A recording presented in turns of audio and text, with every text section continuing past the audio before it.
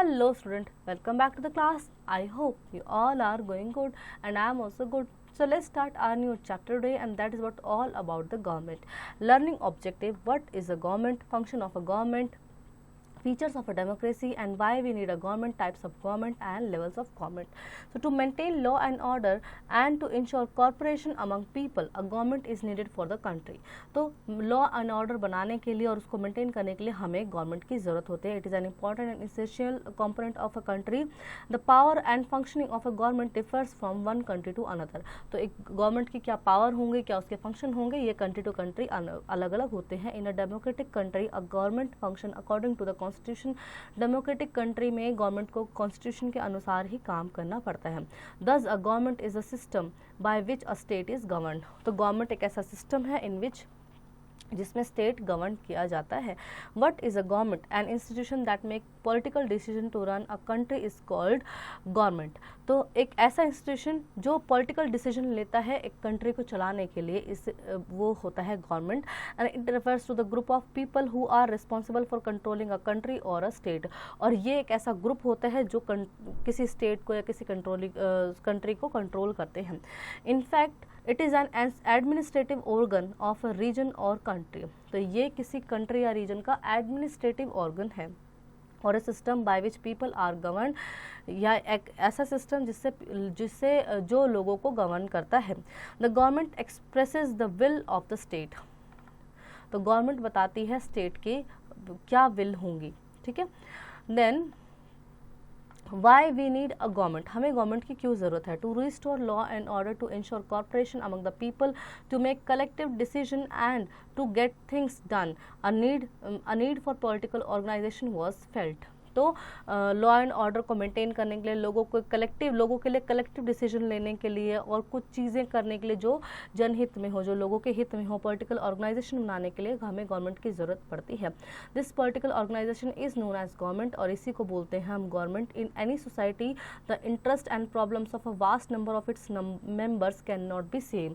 तो किसी भी सोसाइटी में इंटरेस्ट और प्रॉब्लम, बहुत सारे लोगों के बीच इनके जो इंटरेस्ट हैं और जो प्रॉब्लम्स हैं वो कभी भी सेम नहीं हो सकते. The clash of interest among the people of group and causes conflict and lawlessness. तो उनके जो इंटरेस्ट हैं या उनकी जो भी प्रॉब्लम्स हैं वो आपस में क्लैश करेंगे, जहाँ से होंगे प्रॉब्लम्स की शुरुआत.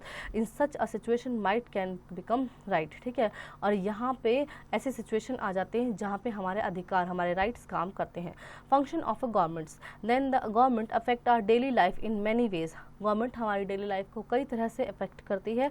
इन other words the various function of a government are as follows. तो गवर्नमेंट के कुछ फंक्शंस होते हैं. That is first is maintaining law and order. Law and order को मेंटेन रखना. The government ensure law and order with the country. It makes and implement laws for this purpose. तो इसीलिए government बनाती है laws और उसको implementation कराती है.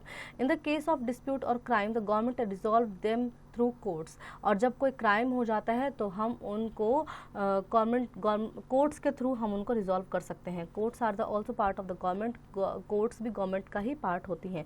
Protecting the boundaries. The government protects the boundary of a country from the enemy country. Government हमारी country को एनिमी कंट्री से प्रोटेक्ट करते हैं. It also maintain peaceful relation with other countries. और ये दूसरे कंट्रीज के साथ पीसफुल रिलेशन भी सेटअप करते हैं. Then we have providing basic facility. The government works for the welfare of the people by providing basic facilities of the people such as education, health care, transportation, electricity etcetera. तो government हमें हमारी basic necessity provide कराती हैं, जैसे कि education, health care, transportation and electricity. It builds roads, bridge, schools and hospitals, provide supply of electricity and postal and railway services. तो ये बनाते हैं हमारे स्कूल, बिल्डिंग, हॉस्पिटल्स और इलेक्ट्रिसिटी प्रोवाइड कराते हैं एंड रेलवे सर्विसेज. हमारे लिए बहुत सारी चीज़ें हमारे लिए गवर्नमेंट करती है. The government ensures that all the citizen have enough to eats. Government देखती है कि सबके पास इनफ हो खाने के लिए. To also control the price of commodity. ठीक है. और उनके पास हर मतलब एटलीस्ट गुजारा करने लायक पैसा सबके पास. The next we have providing relief facilities. The government organizes aid and assistance of the affected people in the situation of natural disaster like earthquake, tsunami and flood drought etcetera. तो जब भी कोई नेचुरल डिजास्टर होता है तो government उनको जो पीड़ित लोग होते हैं उनको नेचुरल एड्स देती है। Then we have taking action on social issues, the government takes action on many social issues. For example, it makes several programs and implement them to help the poor. तो गरीबों के लिए जितने भी चीज़ें होती हैं, प्रोग्राम होते हैं, तो वो गवर्नमेंट ऑपरेट करती है। And also make various laws and prevent female foeticides and so on. तो फीमेल्स के लिए, बच्चों के लिए जो भी कुछ ज़रूरी लॉज बनाने होते हैं वो गवर्नमेंट करती है। Making laws for everyone, the government make laws to protect the right of interest to of each citizens. हर सिटीजन्स के हित में क्या सही है उस तरह से गवर्नमेंट लॉज बनाती है। And otherwise the interest of people of different groups और कम्युनिटी में क्लैश विद ईच अदर। तो वरना क्या होगा कि लोगों के इंटरेस्ट के हिसाब से, उनकी कम्युनिटी के हिसाब से उनकी जो चीज़ें हैं वो क्लैश कर जाएंगी, उनके नीड्स क्लैश कर जाएंगी। So the government take collective decision on behalf of its people by exercising leadership. तो गवर्नमेंट सभी लोगों के बिहाफ पे उनकी लीडरशिप के हिसाब से लेती है decision. And for everyone who lives in country has to follow these rules. और जो भी कंट्री में रहते हैं उनको गवर्नमेंट द्वारा बनाए गए रूल्स को फॉलो करना होता है। Government also has a poor power of enforce it's decision. तो गवर्नमेंट के पास ये पावर होती है कि वो अपने डिसीजंस को फोर्समेंट में लेके आए। It implement them among all its citizens, और ये सब लोगों द्वारा माने जाते हैं। Types of government we have, then there are three main types of government. This is democracy, monarchy and dictatorship. So first is democracy. In a democracy, it is the people who give power to the government to make decision and enforce laws. They do this through election in which इलेक्टर vote of the government form a number of political parties. तो first होता है democracy, जिसमें लोग government को अपने लिए laws बनाने का मौका देते हैं। और कैसे, इसके लिए होते हैं इलेक्शन, और इलेक्शन में अपनी फेवरेट कैंडिडेट को वो वोट करते हैं और जो बनाती है सरकार। In fact people vote for the particular person और कैंडिडेट्स एंड इलेक्ट देम।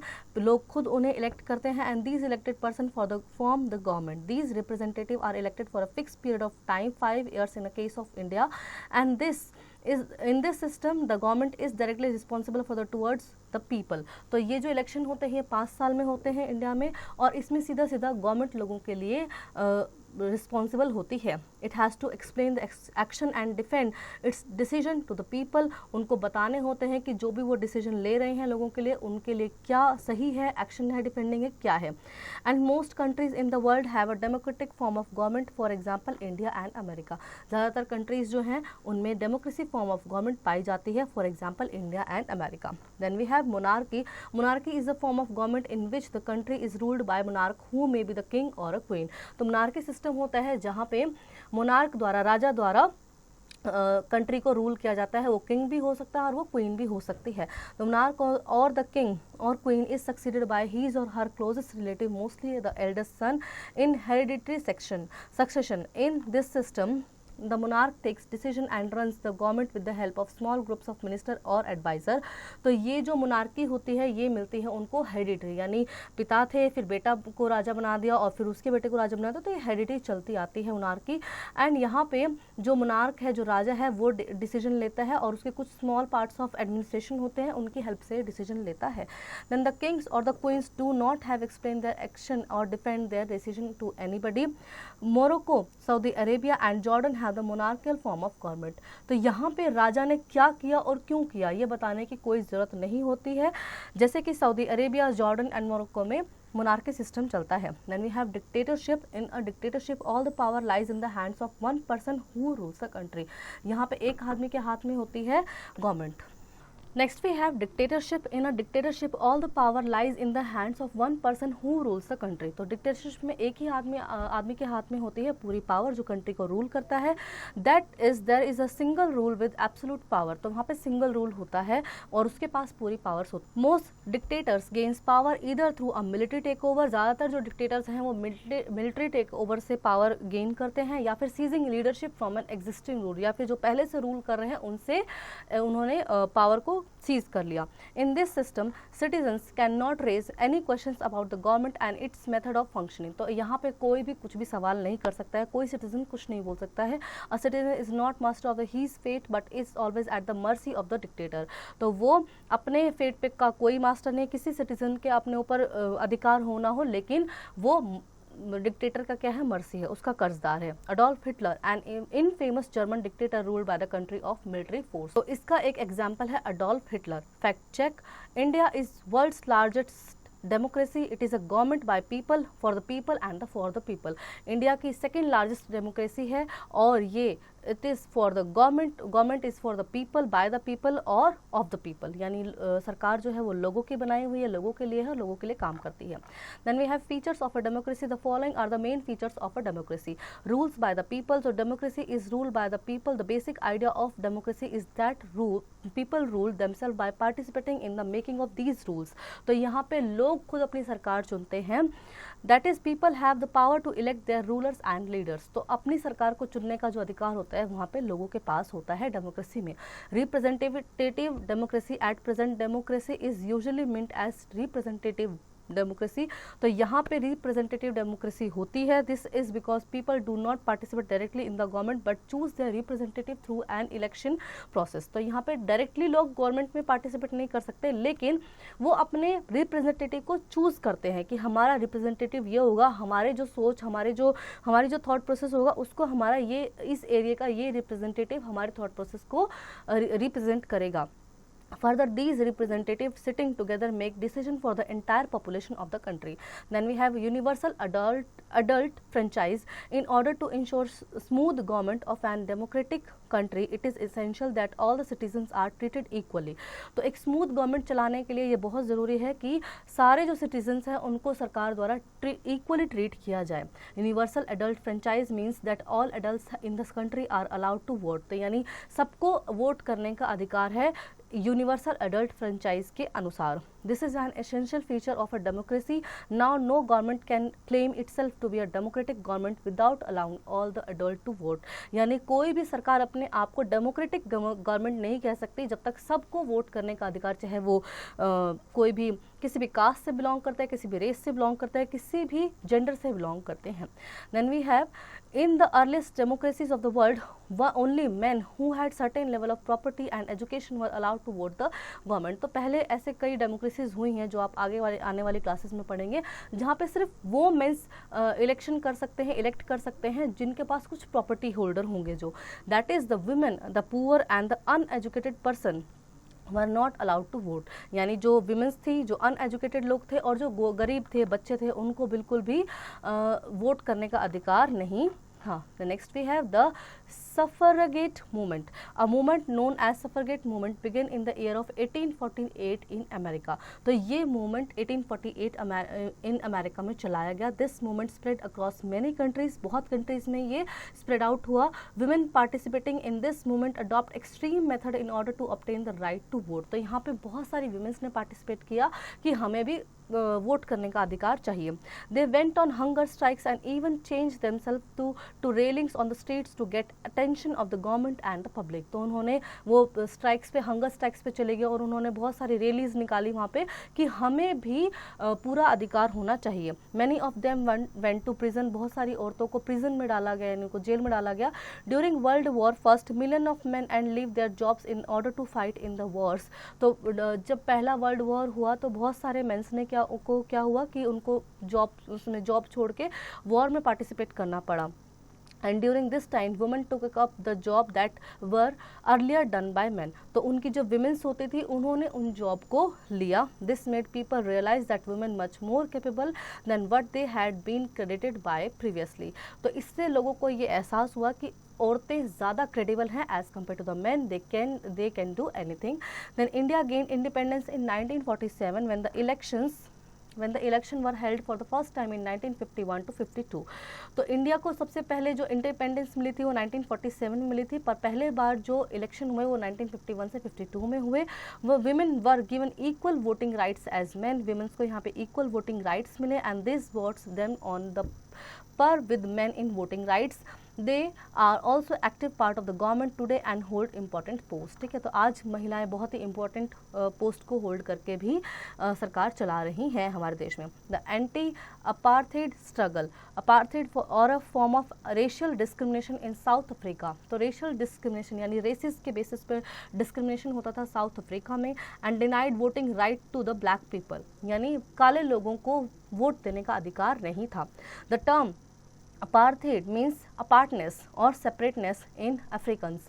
तो अपार्थीज का मतलब है सेपरेट, अलग कर दिया गया है इनको। A language spoken in South Africa, ठीक है। तो ये अफ्रीकन्स जो होंगे वो लैंग्वेज है वहाँ के Africans.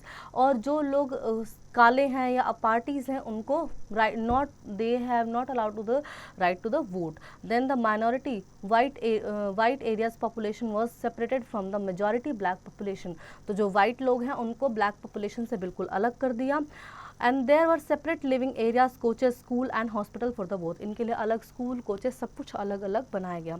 The black were discriminate against, they were denied most right including the right to vote. उन्होंने बोला कि हमें भी राइट टू वोट चाहिए। The African National Congress ANC is an organization in South Africa which fought against apartheid. तो ANC ने इस चीज़ के लिए, अपार्थीज के लिए आवाज़ उठाई अपनी। Nelson Mandela was its most well known leader. वहाँ के जो वेल नॉन लीडर थे Nelson Mandela, who among with other ANC member led a long struggle to end the apartheid system. तो अपार्थीड सिस्टम को ख़त्म करने के लिए उन्होंने काफ़ी लंबा स्ट्रगल किया।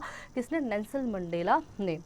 He was imprisoned for 27 years and released in 1990. उनको 27 सालों के लिए जेल की गई और 1990 में छोड़ा गया। In 1994, the apartheid system was abolished officially when elections were held in which all the people, including the blacks, were given voting rights.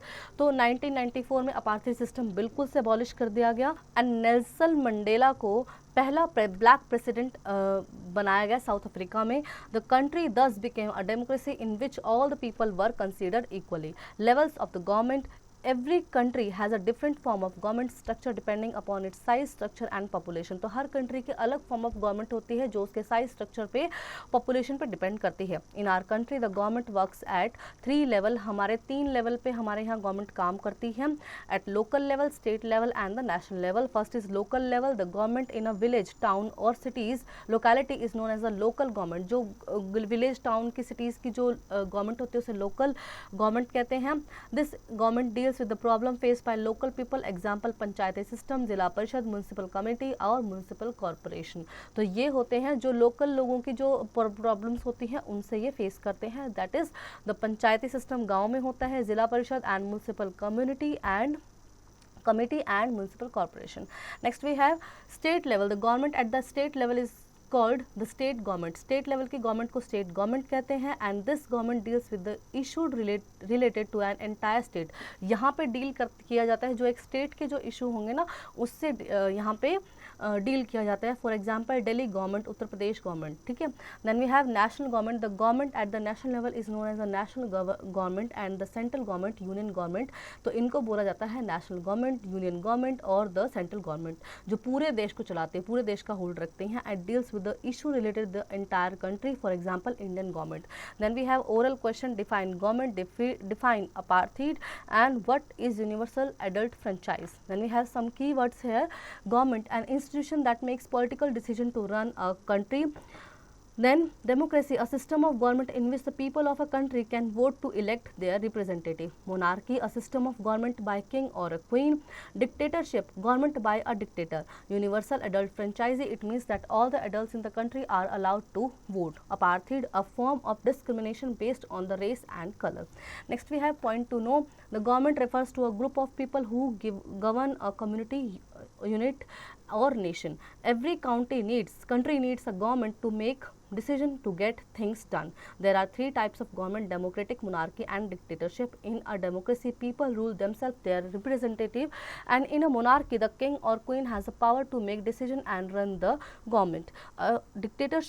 In a dictatorship, people have two rights and all power rests in the hands of the one man. And universal adult franchise means that all the adult citizens of the country above 18 years of age have the right to vote in election. The government works at different level, local, state and national levels.